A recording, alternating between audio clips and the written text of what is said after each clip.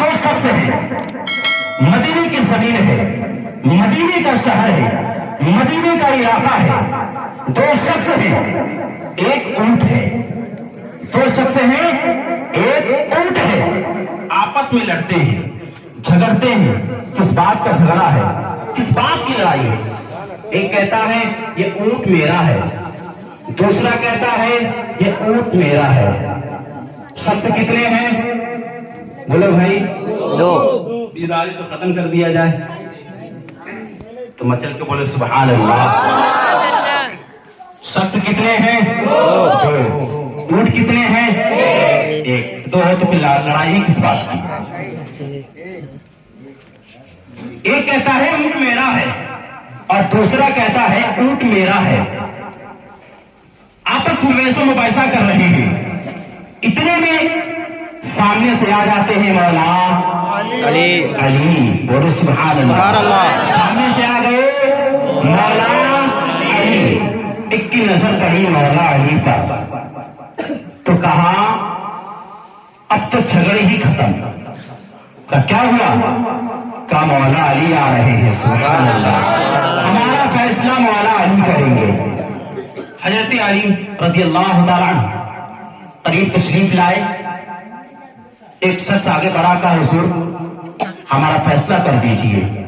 غور سے سننا. کہا کس بات کا؟ کہ بات یہ ہے کہ اونٹ ایک ہے، کہنے والے دو ہیں. میں کہتا ہوں اونٹ میرا ہے، یہ کہتا ہے اونٹ میرا ہے. اب فیصلہ کر دیجئے. اب اونٹ کس کا ہے؟ اس کا ہے یا اس کا ہے؟ معلوم تو ان دونوں کو ہی ہے کہ اونٹ کس کا ہے. علی کو تو نہیں معلوم. اب اس کو بتانے کے لیے علم غیب کی ضرورت ہے یا نہیں؟ اس کو بتانے کے لیے علم غیب کی ضرورت ہے. تو علی نے چہرے کو دیکھا، دونوں کے چہرے کو دیکھا اور بولے کہ میں فیصلہ نہیں کرتا، میں تم لوگوں کا فیصلہ نہیں کروں گا. کہا کیوں؟ سنو اور اس سے عبرت حاصل کرنا. صرف سن کر واہ واہ کہہ دینا اس لیے محفل نہیں سجائی جاتی. اس لیے تاکہ کسی کا بھی ذکر ہو، بندے کو معلوم کرے کہ ہمارے بزرگان دین نے اس دین کی خاطر کیا کیا کیا ہے. ہمیں بھی ان کے نقش قدم پر چلنا چاہیے، اپنانا چاہیے. علی نے دونوں کے چہرے کو دیکھا اور دیکھنے کے بعد ارشاد فرمایا کہ میں تم دونوں کو فیصلہ نہیں کرتا. ایک بولا کیوں؟ کہا مجھے معلوم ہے کہ تم دونوں میں سے اونٹ کس کا ہے. میں جانتا ہوں کہ تم میں سے سچا کون ہے اور جھوٹا کون ہے. مگر غصہ اس بات کی ہے کہ دونوں کے چہرے پر داڑھی ہے، دونوں نبی کی محبت کا دعویٰ کرتے ہو، نبی کا کلمہ پڑھتے ہو اور جھوٹ ایک اونٹ کی خاطر بول رہے ہو، ایک اونٹ کی خاطر جھوٹ بول رہے ہو. ذرا یاد کرو، وہ لوگ یاد کریں جو غریبوں کا مال ہڑپ کے، یتیموں کا مال لوٹ کر حج کرنے جا رہے تھے. یاد کرو نبی کا کلمہ بھی پڑھتے ہو، محبت کا دعویٰ بھی کرتے ہو. کیسی محبت ہے؟ صحابہ کرام کے دل میں ایک دوسرے کے لیے کچھ نہیں رہتا تھا. ہمارے دل میں ہے، ہمارے دل میں کینہ ہے، حسد ہے، جلن ہے، کسی اور سے نہیں، اپنے ہی بھائی سے ہے، اپنے ہی بھائی سے ہے. دیکھ کر چلتے ہیں، حسد کرتے ہیں. کیوں؟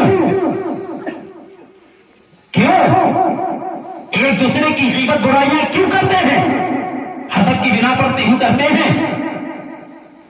اگر کچھ نہ ہوتا، دل میں حسد نہ ہو تو پھر برائی کیوں کرے، غیبت کیوں کرے؟ سامنے تعریف، پیٹھ پیچھے برائی. ایک دوسرے کو تکلیف دینا. کوئی ایسا بندہ ہوگا کہ جو کبھی اپنے پڑوسی سے جا کر چھپکے سے پوچھا ہو کہ بھوکے تو نہیں ہے, پریشان تو نہیں ہے, کوئی تکلیف تو نہیں ہے, کیا کسی نے پوچھا؟ اس کا بھی حساب و کتاب ہوگا. نہیں پوچھا تو حساب ہوگا. اور اللہ نے جتنی نعمتیں عطا کی ہیں ہر ایک ایک نعمت کا حساب لے گا, اور قیامت میں ایک ایک نعمت کا حساب دینا پڑے گا. جب لیا ہے تو دینا پڑے گا.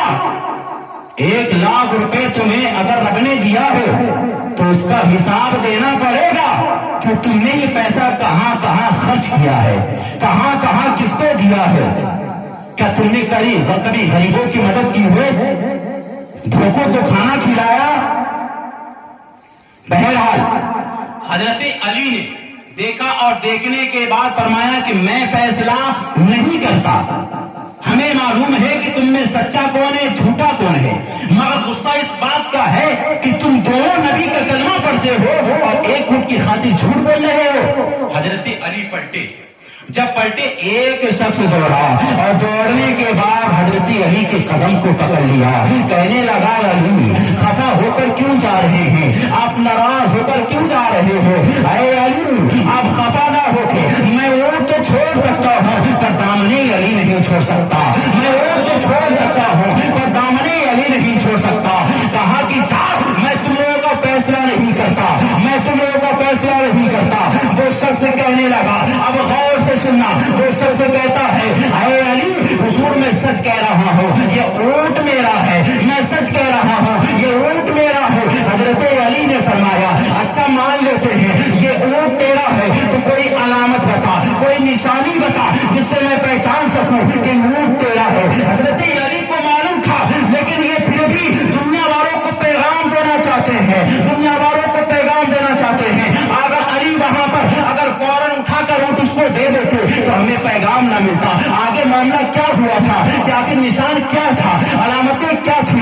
حضرت علی نے فرمایا کہ میں کیسے مانوں کہ وہ تیرا ہے, کوئی علامت تو بتا, کوئی نشانی تو بتا جس سے میں مجھے پتا لگے کہ اونٹ تیرا ہے. اب وہ کہتا ہے حضور اس کے دل میں چھید ہے, اس کے دل میں چھید ہے, اس کے دل میں زخم ہے, آپ دیکھیں. تو کہا دیکھیں یہ بات کوئی نہیں, یہ کیسے دیکھے؟ کہا حضور اگر دل میں چھید ہو تو یہ سمجھ جائیے گا یہ اونٹ میرا ہے, یہ اونٹ میرا ہے, میں اس کا مالک ہوں. تو کہا کہ پتا کیسے چلے گا؟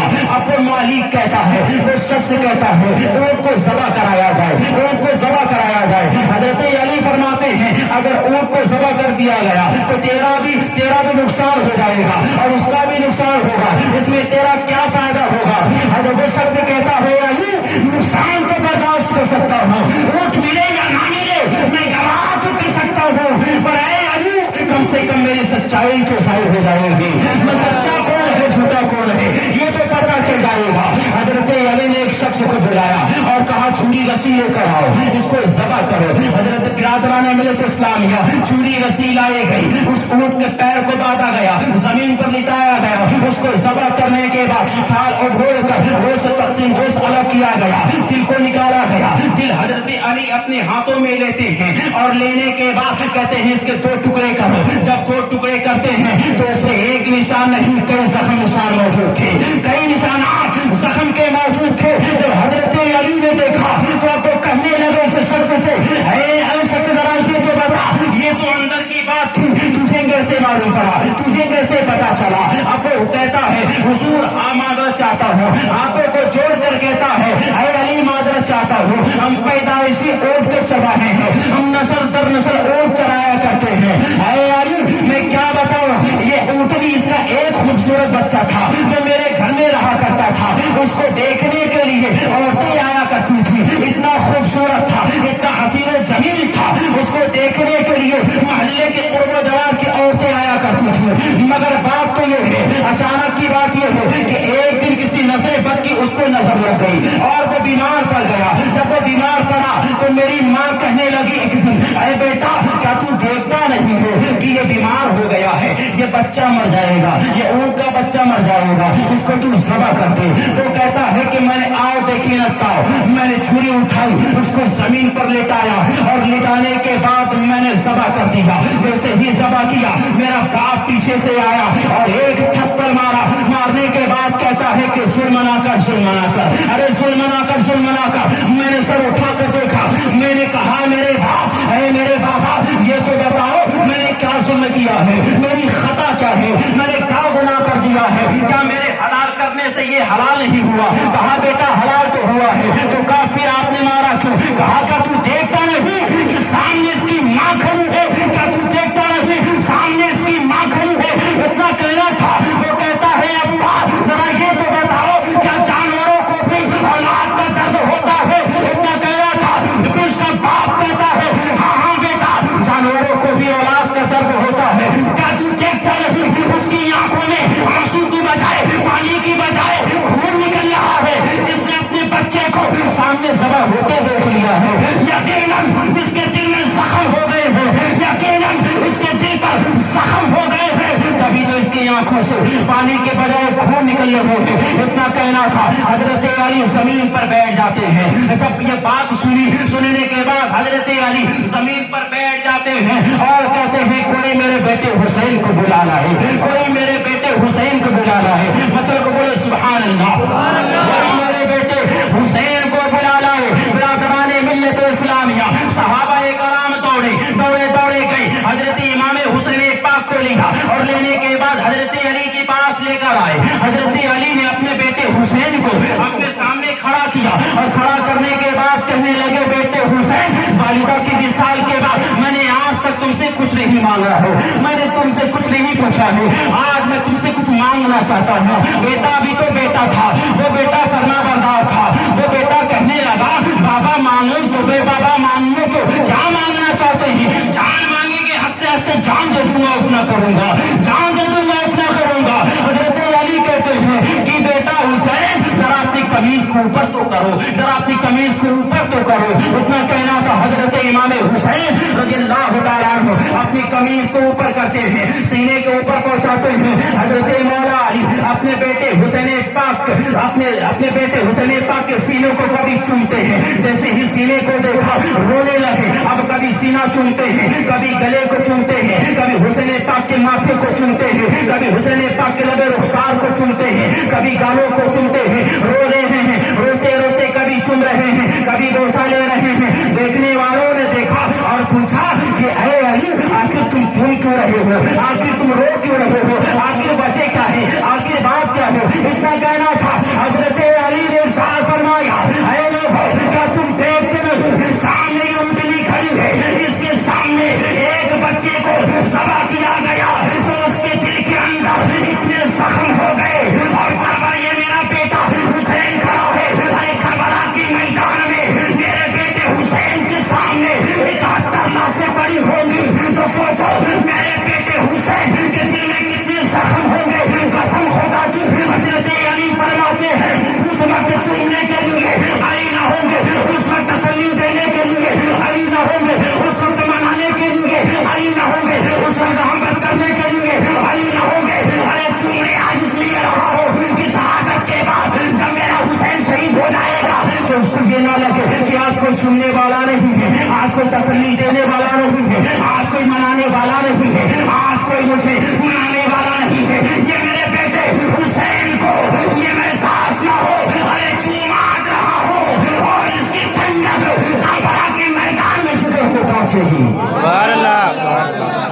चूम आज रहा हो ठंडक जिगर को करबला के मैदान में पहुंचेगी।